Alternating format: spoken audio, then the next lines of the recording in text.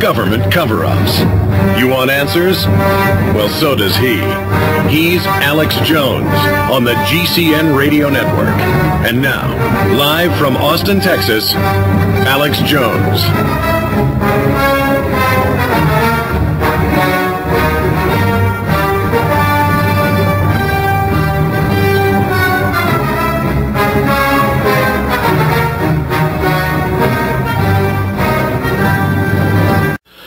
Welcome, ladies and gentlemen. It is Friday, the 29th day of February, 2008. We're going to be live here for the next 3 hours.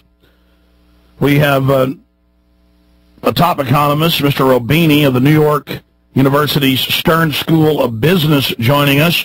He was in the Financial Times of London last week with this headline, America's Economy Risks the Mother of All Meltdowns. And joining us is Professor Roubini. Sir, thank you for spending time. A pleasure being with you today. You've got the floor. Can you explain how we've gotten to this point and where you see the economy going with more and more bad news, leveraged debt, the states trying to get their money out of investments, just bottom line, in layman's terms, Professor, what are we facing?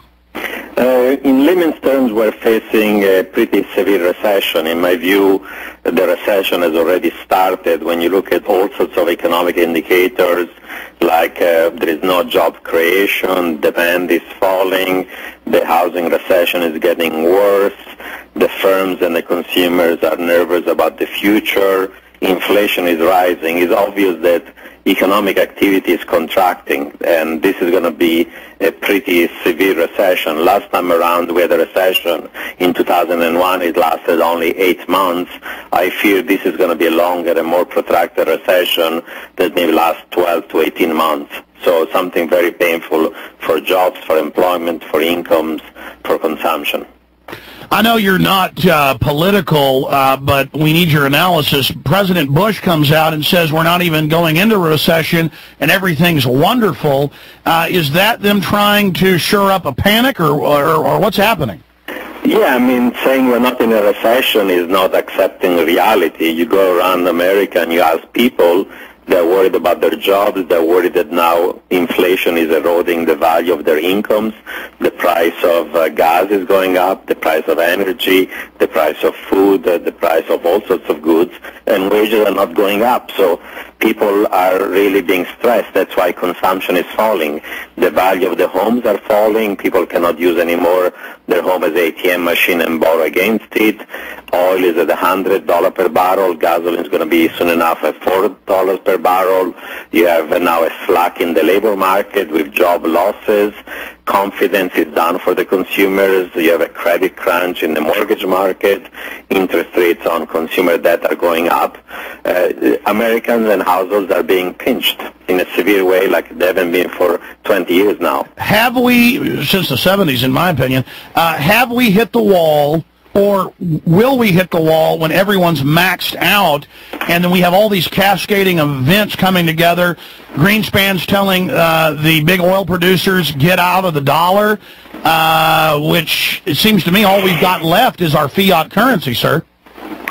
You're right. We have many different problems. We have these very, very nasty problems in the credit market, and it's not anymore just a subprime mortgage problem because the rot has spread from subprime mortgages to near-prime mortgages to prime mortgages.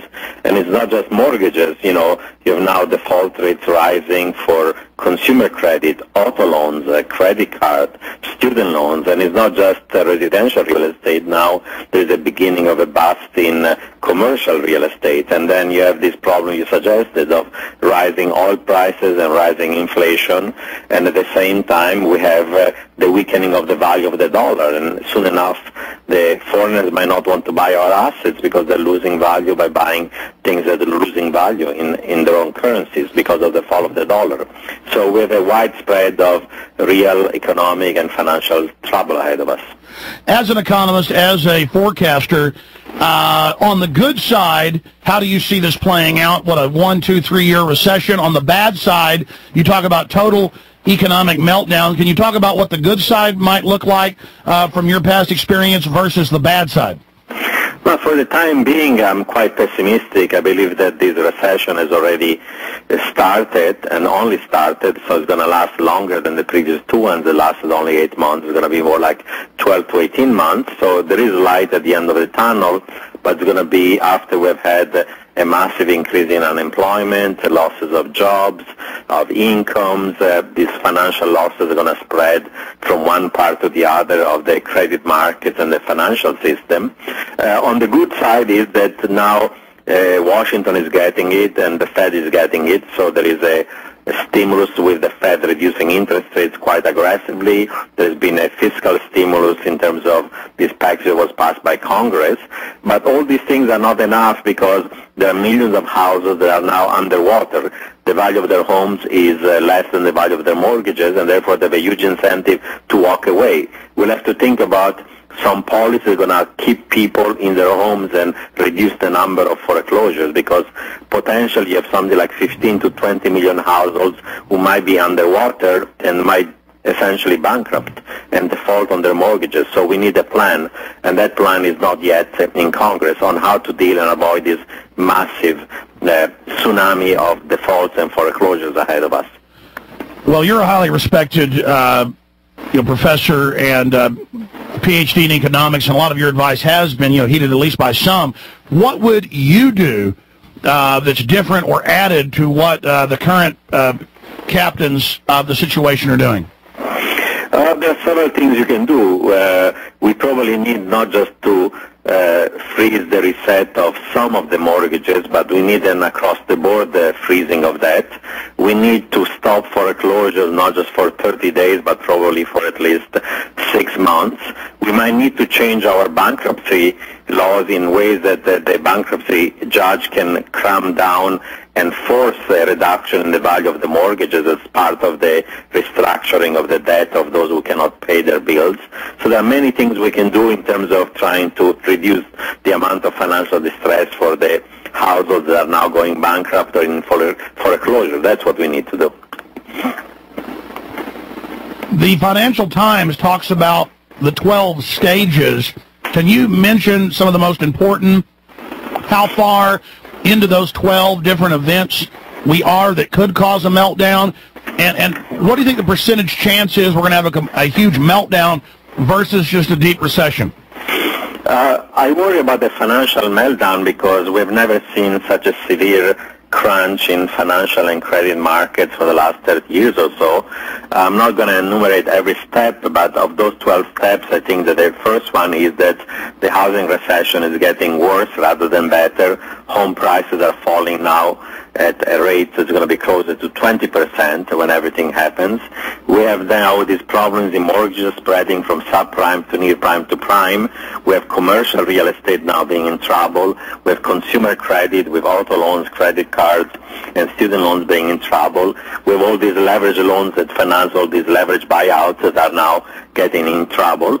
And most importantly, soon enough, many corporations are going to go bankrupt because they have lots of debt and they're going to start having losses.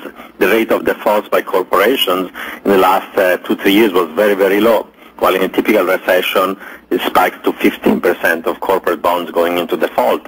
And when these corporates go into bankruptcy, then they fire workers, they don't invest. And that creates even more kind of negative effects on the economy. And finally, you'll have a very significant bearish market in equities that's going to happen in the next few months as we are going into a recession, and you'll have, fire sales of assets in distressed situations. So those are some of the important steps that lead to a systemic financial crisis. Professor Roubini, did you see the Financial Times of London story 6 months ago where it said big central banks and the highest tier of the financial order actually stand to gain from this because they get to have that fire sale and consolidate up all the other banks and brokerage firms and stocks companies and just raw assets and commodities? Or is this a core crisis at the highest levels? I think it's a core crisis at the highest levels because even some of the largest financial institutions have had dozens of billions of dollars of losses. The the biggest bank in the U.S., Citibank, or many of the other large broker-dealers have had massive losses, Merrill Lynch, Bear Stearns. So it's not just 200 subprime mortgage lenders have gone belly up and out of business. You have the risk that some major financial institutions might also go belly up. So it's really across the board. From my understanding, in the early 1990s, we saw massive regulatory loosening of regulations to where banks could just basically certify their own loans, go way past the 1 to 10 rule of fractional reserve banking. Was it just greed that brought us to this?